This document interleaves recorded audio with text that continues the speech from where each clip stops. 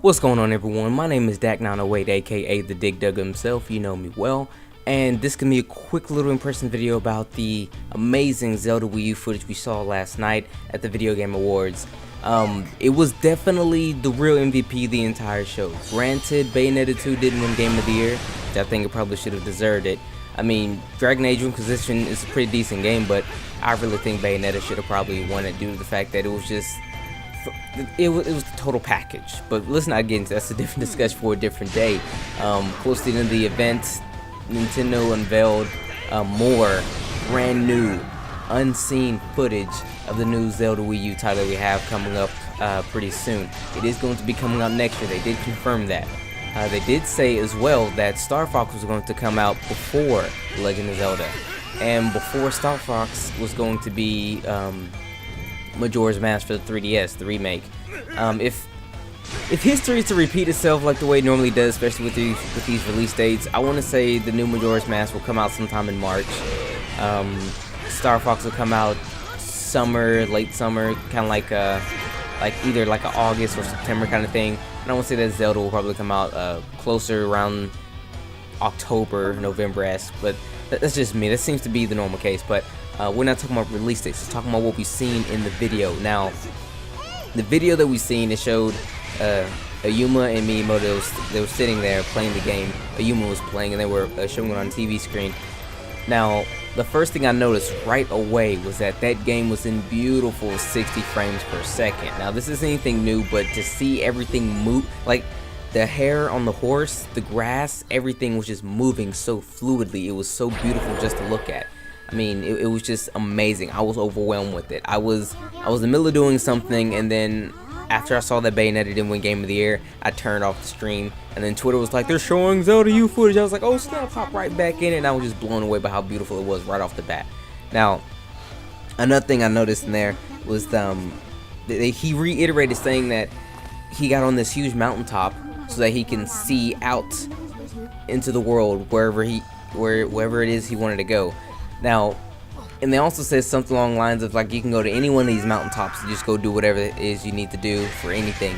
And he set a marker on his map, which pops up on the gamepad as well. And their quest, so to speak, for this video was to actually reach that marker. Now, they said it took them quite some time to actually get to that marker, stating that the game is really, really, really big. I know they said they were trying to go for like a huge open world kind of experience, and right now these guys, they're delivering, okay? Because I remember how big I thought Hyrule Field was back in the 64. I thought that was massive. And again, Hyrule Field in Twilight Princess, I thought that was huge. I mean, it took me like 20 minutes to traverse it. And now, this even more expansive map. There's more fluid gameplay. Everything's just like really, really, really looking good right now. Speaking of the fluid gameplay, riding your horse is now a much simpler task.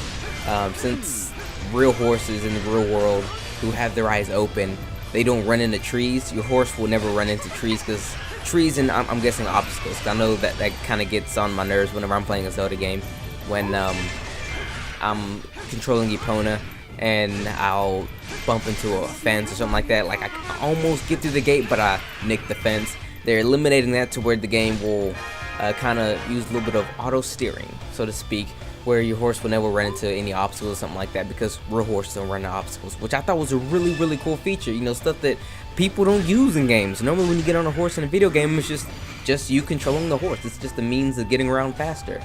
I like the fact they added a little bit of AI into the game. That's really, really cool. Another thing that they talked about very, very briefly was Miyamoto, as they were passing by a set of trees, Miyamoto said, hey, I saw some apples growing here before. Now, let me say something. If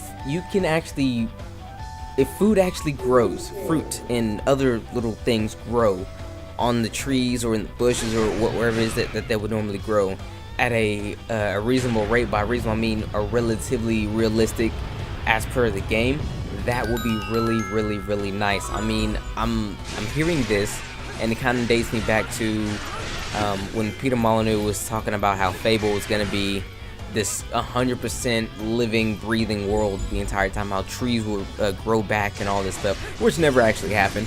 But to see that happen, it's the tiny things, guys. I mean, to pick a fruit, eat it, and then come back a couple in-game days later or something like that, and to see that the fruit can be eaten again because it like grew back, like literally grew back, instead of just you eat it now and then just boop, pops right back up. Because the quickly popping back up thing is pretty nice, but for it to actually slowly germinate and become an actual fruit would be really nice.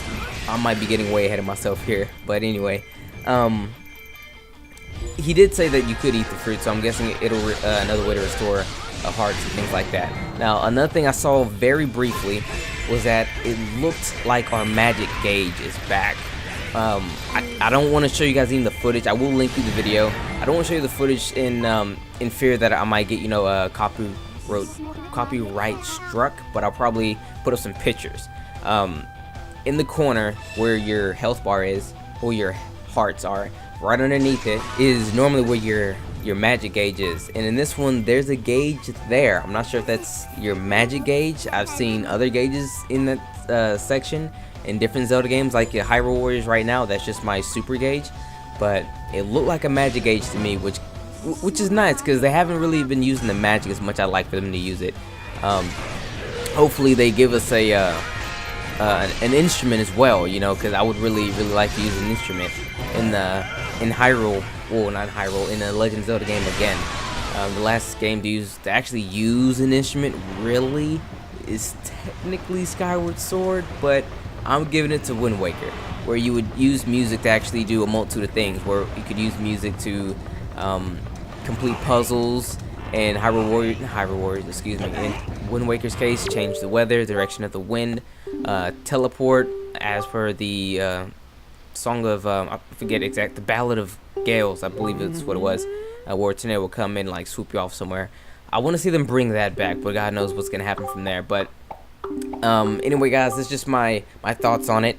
Oh, before I totally forgot about the horse part. When they was on the horse, and you can use your bow and arrow on the horse, the fact that the horse can kind of do its own thing now, so you don't bump into stuff, is actually a really nice touch. So that way, like I said in the video, it kind of frees you up some time to use the bow more accurately, so you're not kind of like fumbling with controls, which is a very nice touch.